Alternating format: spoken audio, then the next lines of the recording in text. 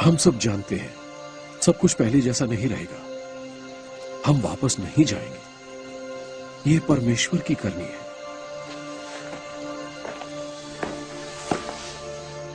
मैं तुम्हें एक यात्रा पर भेज रहा हूं। तुम 12 को 2-2 की जोड़ी में परमेश्वर के राज्य का शुभ समाचार साझा करने को, और जब तुम जाओ हर एक को बताओ स्वर्ग का राज्य निकट है। प्रभु, आपके पीछे आने के लिए हमने सब कुछ छोड़ दिया। हाँ पतरस, तुमने छोड़ दिया, तुम सब ने छोड़ दिया। और वो जो छोड़ चुका है अपना घर, भाई या बहन, पिता या माता, पत्नी या बच्चे, या देश मेरे और सुसमाचार की खातिर 100 गुना ज्यादा पाएगा, दंडित होगा और अंत में अनंत जीवन पाएगा। बीमारों को चंगा करो, मरे हुओं को जिलाओ, कोढ़ियों को शुद्ध करो, दुष्ट आत्माओं को निकालो। तुमने सेंतमेंत पाया है, सेंतमेंत दो। मैं तुम्हें भेड़ों के समान भेड़ियों के पास भेजता हूं, इसलिए सांपों के समान बुद्धिमान और कबूतरों के समान भोले बनो, क्योंकि सभी तुम्हें स्वीकार नहीं करेंगे। जो कोई मनुष्यों के सामने मुझे मान लेगा, उसे मैं भी अपने स्वर्गीय पिता के सामने मान लूंगा। पर जो मेरे वजूद से इनकार करेगा, उसे मैं भी अपने स्वर्गीय पिता के सामने इनकार करूंगा। जो कोई अपना जीवन पाता है वो उसे खो देगा, और वो जो मेरी खातिर अपना जीवन खोता है वो उसे पाएगा। वो जो तुम्हें ग्रहण करता है वो मुझे ग्रहण करता है, और वो जो मुझे ग्रहण करता है मेरे पिता को ग्रहण करता है जिसने मुझे भेजा है। तो हम 2-2 करके गए उसके संदेश का प्रचार करने, जैसा कि हमें बताया था, और लोगों ने इसे सहर्ष ग्रहण किया। ज्यादातर लोगों ने किया।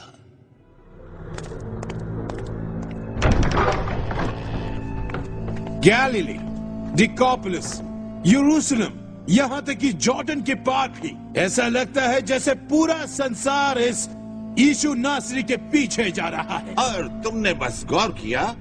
खैर, आखिर हम क्या करने वाले हैं? मैं सोच रहा हूँ। वैसे हम यहाँ बिना कुछ किए बैठे नहीं रह सकते। मास्टर ज़ेरा, क्या क्या क्या क्या क्या तुम देख नहीं सकते हम यहाँ सभा कर रहे हैं? क्या बात है? विघ्न के लिए मुझे क्षमा करें। लोगों का एक झुंड आया है एक स्त्री को लेकर, जो व्यभिचार करते पकड़ी गई, और वो भी एकदम रंगे हाथ। वे उसे लेकर यहाँ आए हैं।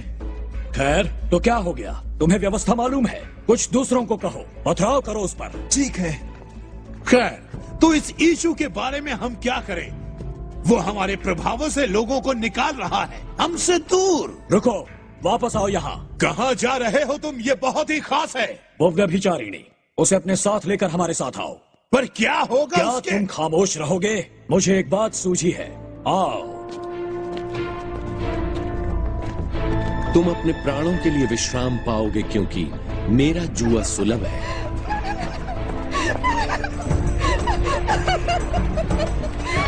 सचमुच? क्या मतलब है इसका? यीशु अंधे लोगों की आंखें खोलते हैं, है ना?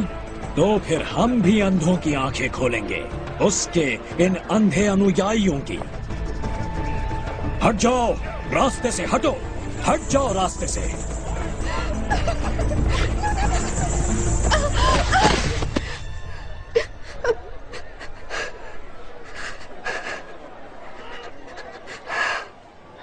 रबी, ये औरत, हमने इसे व्यभिचार में रंगे हाथों पकड़ा है। आप जानते हैं कि मूसा की व्यवस्था यह आज्ञा देती है कि ऐसी स्त्री पर पथराव किया जाए। अब रबी, आप क्या कहते हैं?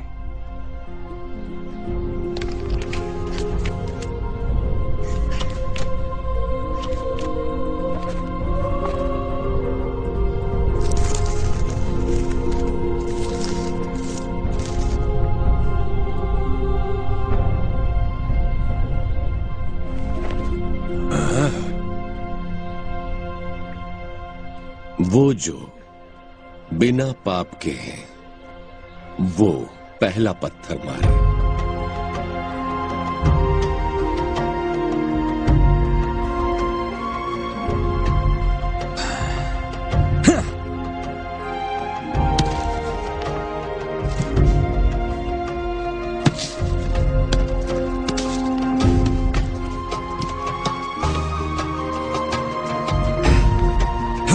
चलो चलें।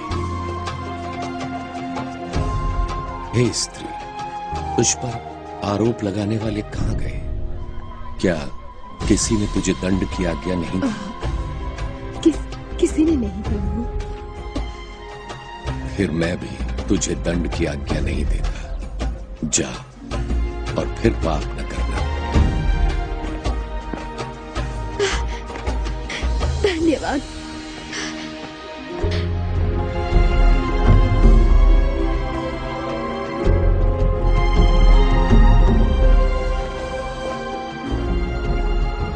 तुम इससे क्या परिणाम निकालते हो?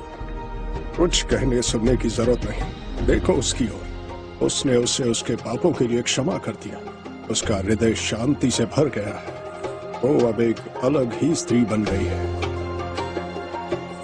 अभी अभी तुम और मैं एक चमत्कार के साक्षी बने हैं। एक खंडित जीवन संपूर्ण बन गया। असाधारण। मैं स्वयं इस व्यक्ति से बात करना चाहूंगा।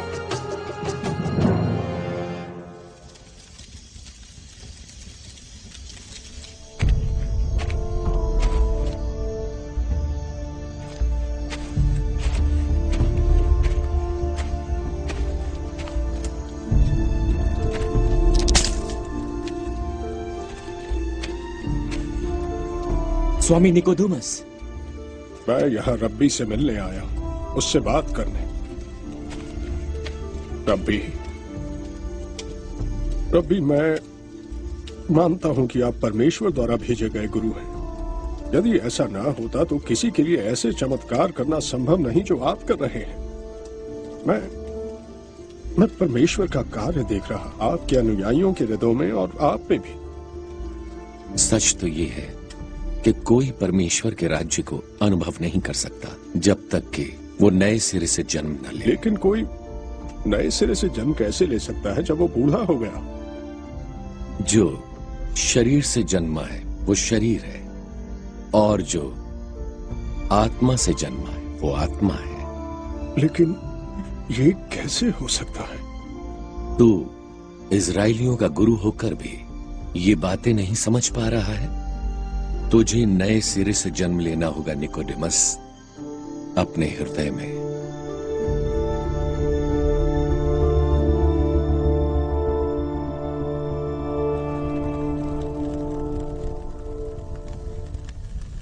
तो वो एक गुरु था, बीमारों को चंगाई देता और हृदय की बीमारों को। मुझे तो ये लगता है यहाँ के तुम्हारे कुछ धर्म गुरुओं ने भी उसकी राय ली। वो लोगों का चहेता था। उसका यश फैला और लोग सब जगह से उसे सुनने को आए, अपने हृदय तृप्त करने के साथ ही अपना पेट भरने। उसने सबको खिलाया, ये जानते हुए कि इतनी लंबी दूरियां तय करके आने के बाद वे थके हुए थे। उसने 2 मछलियां और 5 रोटियां ली और 5000 से ज्यादा लोगों को खिलाया। 5000? हाँ, दूसरी बार 3000 को। उसके बाद लोग उसे इस्राएल के राजा का मुकुट पहनाना चाहते थे। सच है, ये वही भविष्यवक्ता है जो आने वाला था। और कौन ऐसे आश्चर्य कार्य कर सकता है? और ऐसे अधिकार से भी बात कर सकता है। वही मसीहा है, इस्राएल का राजा। इस्राएल का राजा। उसके अपने कुछ शिष्यों ने यही धारणा अपनाई। प्रभु, हमें अवश्य ही यरूशलेम चलना चाहिए। आपका अनुग्रह हर जगह है। हाँ, हम यरूशलेम जाएंगे। क्या बात है! और वहां मुझे बहुत दुख सहना होगा।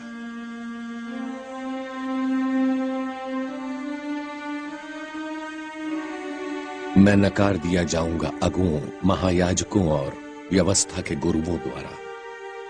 नहीं। और वहां मुझे मरना होगा।